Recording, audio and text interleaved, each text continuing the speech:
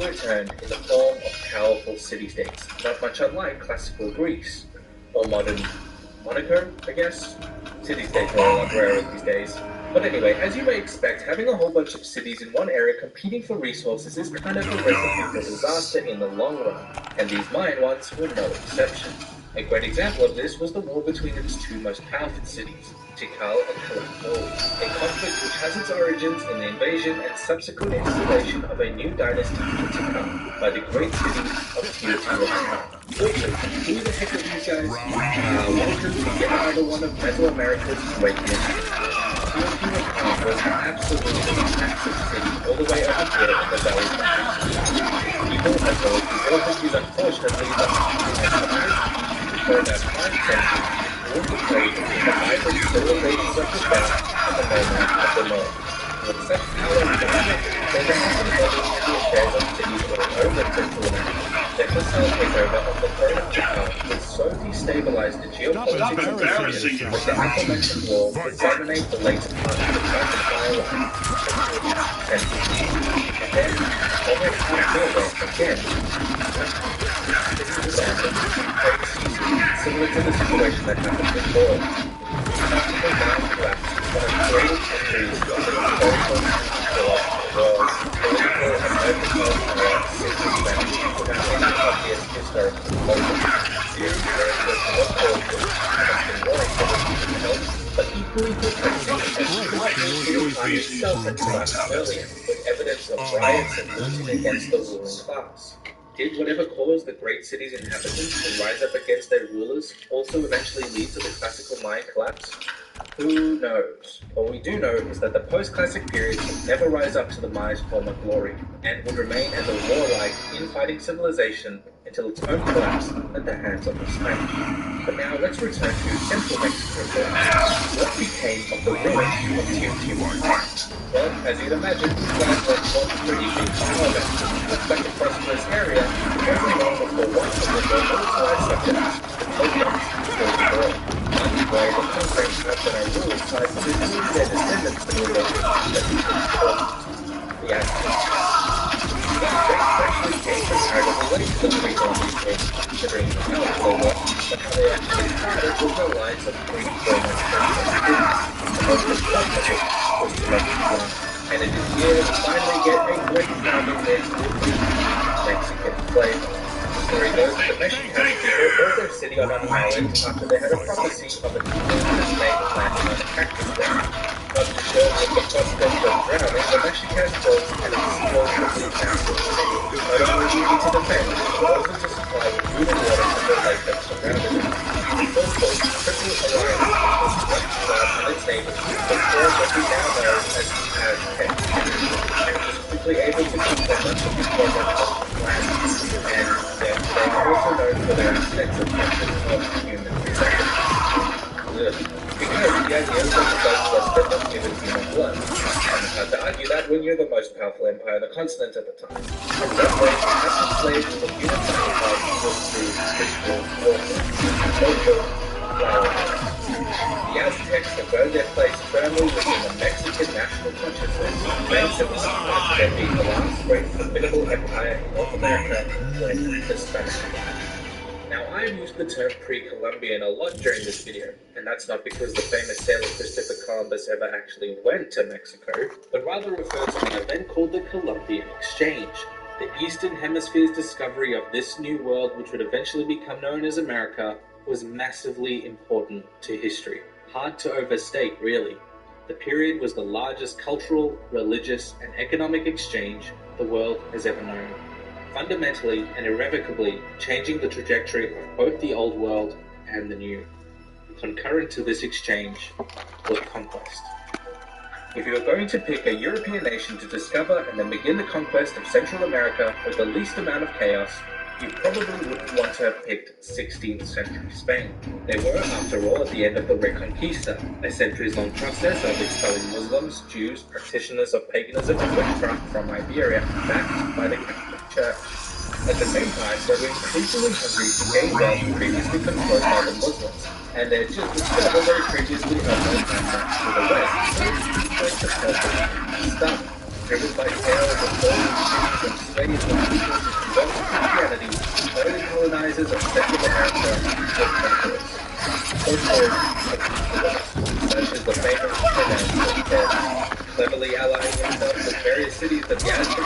cities, hotels, Croatia, and the build Mexico, meaning a place of the the reality of each man seems to be parallel to the region. Merchants from Portugal, explorers and pirates soon arrived in the thousands to distant colonies to enslave the natives in Andalusia and Hacienda. Along with them, they made embarrassing themselves with the goal of converting heathens to what they perceived to be their barbaric pagan culture, burning their historical and scientific writings to turn them into on the devil. The Spanish conquests were a particularly devastating period for them. The Maya, for example, were united and children what they took their heads for conquer.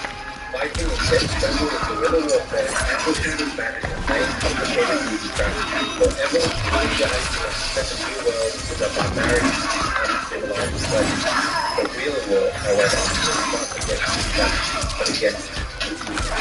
Measles, influenza, typhoid, yellow fever, and especially Amerindian peoples of the New World had no exposure to disease before the Columbian Exchange. Combining these epidemics with asymmetric warfare against the more advanced weaponry and technology of the Europeans, modern estimates vary on the death rate of these conquests, some ranging as high as 90%. To the north were the Chichimeca, a confederation of nomadic Indians who were so powerful that the Spanish fought the longest and most expensive war of their entire colonial venture trying to subjugate them, being defeated time and time again, before eventually resorting to diplomacy. But why were the Spanish willing to compromise? Silver. Many of the most prominent conquistadors were motivated by wealth. When the Aztec gold turned out to be not quite as bountiful as expected, explorers went in search of mineral transfer and found the jackpot. Silver flooded the market from this mine, making colonizers and the Spanish rich their wealth. These many silver production was rivaled only by Peru. So bountiful that the exposed rates would not only help the international market, but also bring about temporary economic collapse. Both in Spain and Alberta their people. Besides silver and petrol, the Spanish name as it was known also dealt in other less savory trade, slaves. Although relatively few African slaves ended up in Mexico itself, the wealth created by those silver mines had a lot to do with the demanding fleet for these West African captives, and so the transatlantic slave trade was born. Like also in Latin America, New Spain enforced a strict caste system defined a social hierarchy on racial grounds, with Spaniards at the top, followed by Spaniards born in New Spain, then mixed race, and finally, the lowest of them all, Native American Indians. Let's not mince words here. This was a way of controlling people, making it harder for the disenfranchised to succeed in society and also keeping their elites loyal and happy. It is in this strange new geopolitical landscape that the defining characteristics formed of what it meant to be Mexican, or what it eventually meant anyway, and perhaps nothing was more important than the identity of being Catholic. Catholicism was already immensely important to the Spaniards, but to make it a truly Mexican religion, it would need to appeal to everyone else. And so it would be by the miraculous apparition of Our Lady of Guadalupe, perhaps no greater symbol of Mexico than that. The image which appears to an Aztec named Juan Diego was interpreted as a Christian incarnation of the goddess Tenochtitlan, and to the Spaniard as a native incarnation of the Virgin Mary, and the Mestizo Spaniard nation, there is a name that forever symbolized the unity of these two races, and a faith which spread throughout the land, blending Christian beliefs with American ones, forming a truly unique flavor of Christianity, even blending long-practiced traditions of venerating the dead with Hallowtide to form what would become known as Dia de Muertos, the Day of the Dead. In fact, cultural blending, in essence, is what makes Mexico what it is today. Religion, alcohol, and even its people have learned from Spanish and American influences. Today, Mexico is the largest integrated nation in the world, with more than 80% of its citizens belonging to the Catholic Asia. Although life was already hard in Spain due to the economic collapse, it was the new Spanish monarchy, the Bourbons, reforming the colony that really made life more difficult.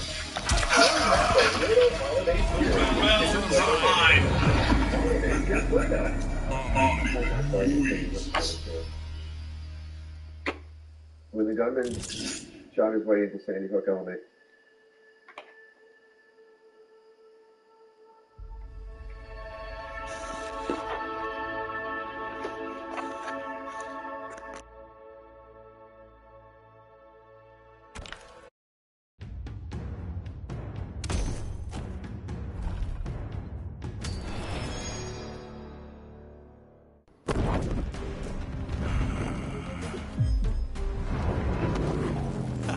Round one, fight!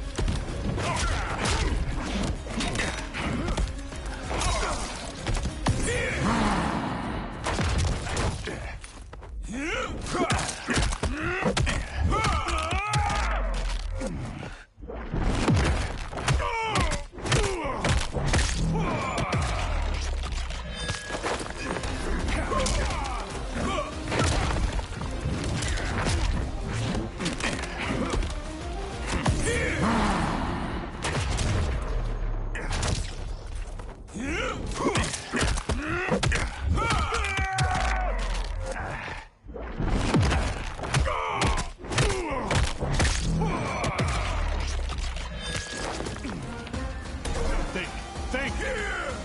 Round two, fight!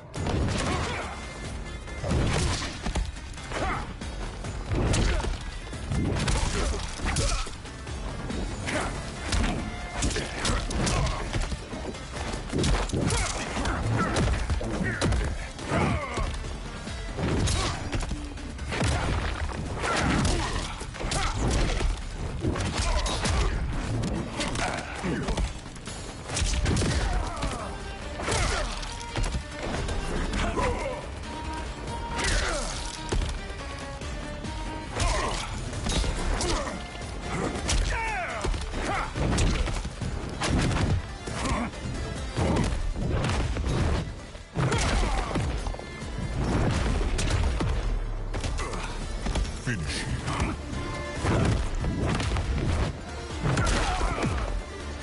The realms are mine. Omni-Man wins.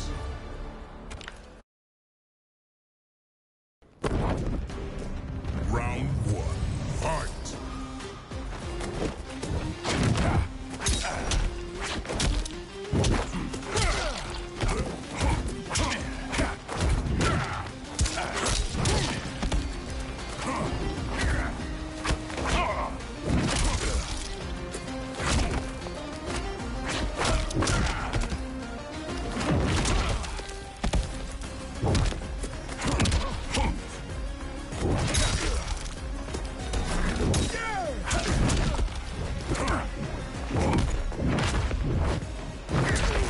Low effort.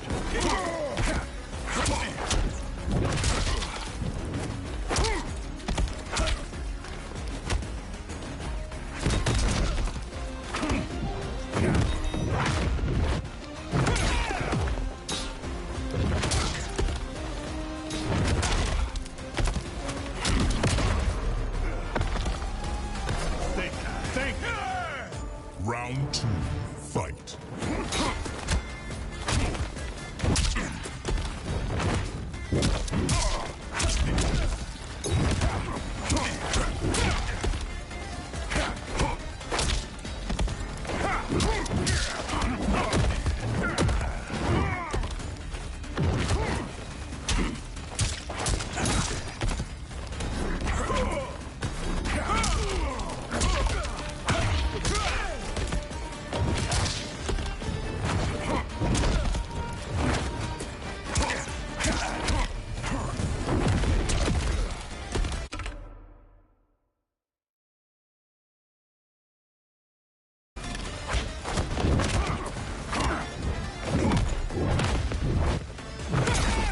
Try to keep up.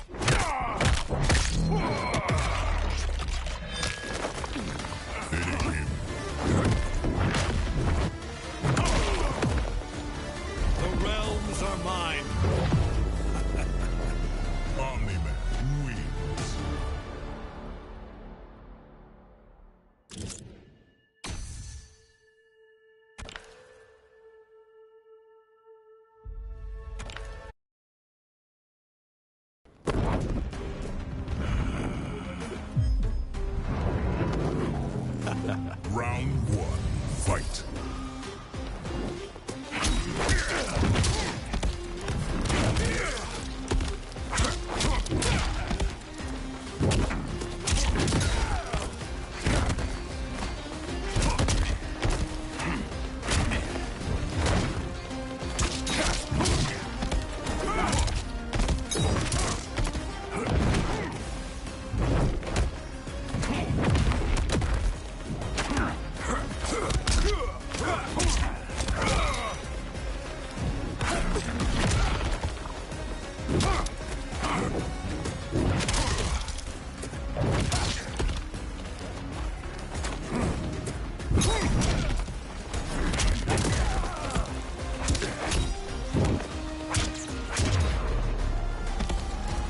Think. Round two, fight.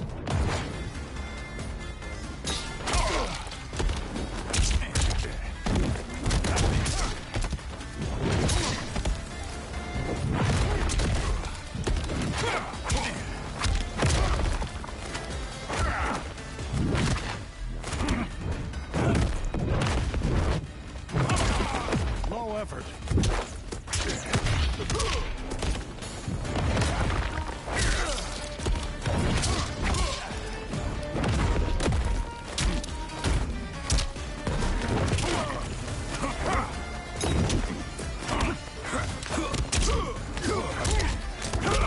Finish him.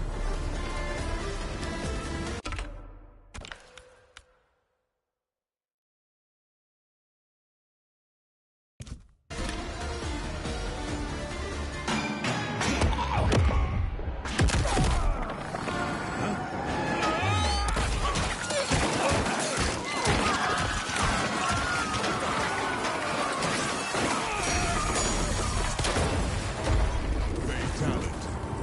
Omni-Man wins.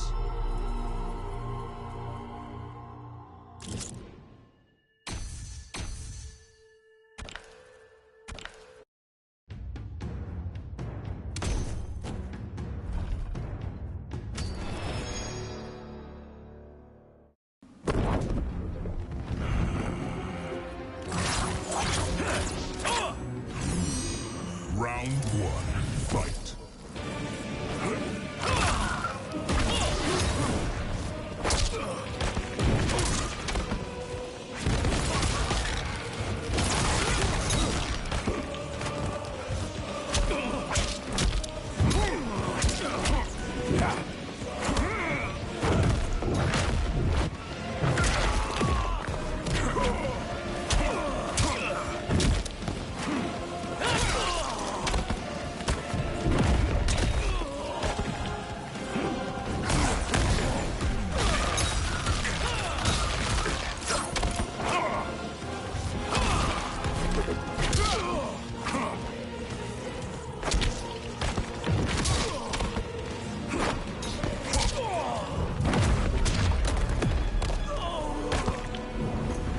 Recognize your superior. Round two, fight.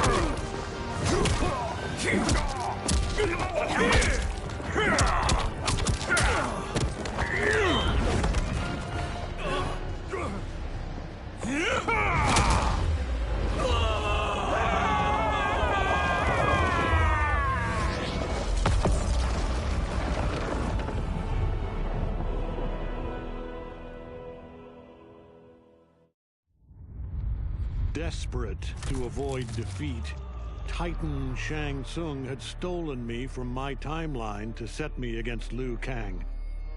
He assumed a Viltrumite would shift combat in his favor. Shang Tsung was right, of course, but he was blinded by ambition and failed to consider that my only true loyalty is to the Viltrum Empire. In my home timeline, my mission to pacify Earth for Viltrum had been left incomplete. I thought I could redeem myself by delivering this new timeline. New realms, new species, all ours for the taking. For a few years, annexing realms satisfied the Empire's hunger for conquest. But my people have excellent memory. I knew sooner or later we would return to our own timeline, to Earth, to finish my original mission. I only hope my son has had time enough to prepare.